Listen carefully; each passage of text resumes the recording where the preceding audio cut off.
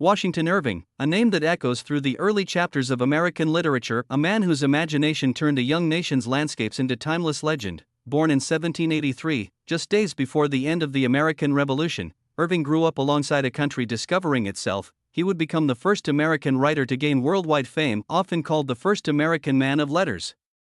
But who was he really? A dreamer? A traveler? A historian? A storyteller who turned quiet valleys into myths that still haunt us today. In this series, we explore his life, from his youth in New York City to his adventures in Europe, from the birth of Rip Van Winkle and Sleepy Hollow to his later years as a respected diplomat and biographer. This is the story of a man who shaped American storytelling itself, Washington Irving, the writer who gave America its literary voice. But few people know that he also wrote a remarkable book titled The Life of Muhammad, published in London in 1889, a biography of the Prophet Muhammad, peace be upon him, written with dignity, fairness, and reverence. At a time when bias was the norm, Irving stood apart. He called the Prophet Muhammad, peace be upon him, a man of perfect moral character, firm in faith, gentle in heart, and noble in purpose. This is the story of how a Western writer saw the light of Islam, not as an enemy, but as a witness to greatness. When Washington Irving began writing The Life of Muhammad, Europe was filled with distorted ideas about Islam. Writers painted the Prophet Muhammad, peace be upon him, as a conqueror or fanatic, but Irving rejected those lies.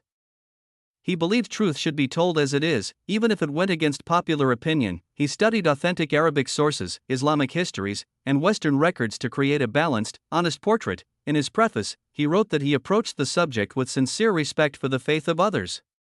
Through this, Irving became one of the first Western historians to portray the Prophet Muhammad, peace be upon him, as a man of peace, not violence, of faith, not ambition. His pen broke the chains of ignorance that had long silenced truth. Irving described Mecca as a land of deserts and trade, a place divided by tribes, idols, and ignorance. He saw the birth of the Prophet Muhammad, peace be upon him, in the year of the elephant as a moment destined to change the moral face of the world. He noted how the young orphan, raised without wealth or luxury, grew into a man of honesty and truthfulness. In Irving's words, he was known among his people as Al-Amin, the faithful and the true. Irving emphasized that this integrity was not a mere reputation, it was the foundation of a mission that would soon transform humanity. Irving's depiction of the first revelation is filled with awe. He wrote of the Prophet Muhammad, peace be upon him, retreating to the cave of Hira, a man seeking solitude from the corruption of his time, and then, one night, the divine command, read. Irving described the Prophet Muhammad, peace be upon him, as trembling heart, his humility, and his fear of misguidance, but above all, he admired his sincerity. How the Prophet Muhammad, peace be upon him, never sought kingship or wealth, only truth. He wrote, his mind was impressed with deep solemnity, his spirit bowed to the will of God. This was not ambition, it was revelation. Irving marveled at how the Prophet Muhammad, peace be upon him, stood alone before a world of idols. Calling to the worship of one Creator, he faced mockery, persecution, and rejection, yet his patience never broke. Irving described this moment as the triumph of moral courage over worldly power. He noted how the Prophet Muhammad, peace be upon him, early followers were the poor, the weak, and the slaves, those who saw in his message not force, but freedom. To Irving, Islam was not a sword-borne faith, it was a call to unity, mercy, and justice. In The Life of Muhammad, Irving portrayed the hardships of early Muslims with empathy. He wrote of their exile to Abyssinia, their boycott in Mecca, and the personal losses of the Prophet Muhammad, peace be upon him. The death of his beloved wife Khadijah and his uncle Abu Talib. He admired how the Prophet Muhammad, peace be upon him, character never wavered. He said, his fortitude was that of one inspired, who felt himself sustained by heaven.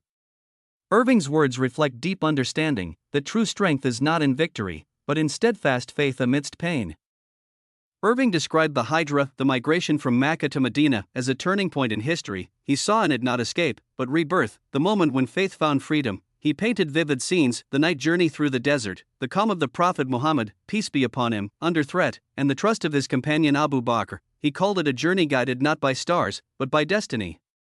For Irving, the Hijra symbolized hope, the moment when the message of Islam took root in a new land. In Medina, Irving saw a man transformed from a persecuted preacher into a just ruler. He admired how the Prophet Muhammad, peace be upon him, built a community based on equality, brotherhood, and compassion. Irving highlighted the Constitution of Medina, one of the earliest written social contracts, as proof of the Prophet Muhammad, peace be upon him, political wisdom and sense of justice. He wrote, in his administration, there was no pomp, no selfish pride, only duty and devotion to God.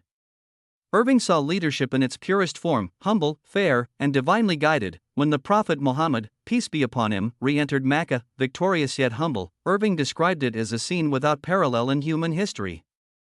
No revenge. No arrogance. Only forgiveness. He wrote that the Prophet Muhammad, peace be upon him, enemies trembled before him, but he raised no sword. His only weapon was mercy. Irving saw this moment as proof of divine character, that true power lies not in conquest, but in compassion. Irving's description of the Prophet Muhammad, peace be upon him, final years is deeply reverent. He wrote of a man weary in body but unbroken in spirit, still guiding, still teaching, still caring for his people. He described the farewell pilgrimage as a sermon for all ages, a message of equality, piety, and human brotherhood.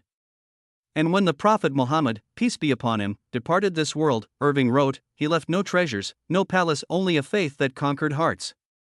In his conclusion, Washington Irving reflected not as a Muslim, but as an honest man of reason. He wrote, he was sober and abstemious in his diet, just in his dealings. Beloved by the common people for his affability and justice. Irving saw in the Prophet Muhammad, peace be upon him, the rare unity of spiritual greatness and human simplicity. He called him a man who never claimed divinity, yet uplifted the hearts of millions. Through the life of Muhammad, Irving became, perhaps unknowingly, a bridge between two worlds, the West and Islam, and his words remain a timeless tribute from one man of letters to the Prophet Muhammad, peace be upon him, the greatest man ever born.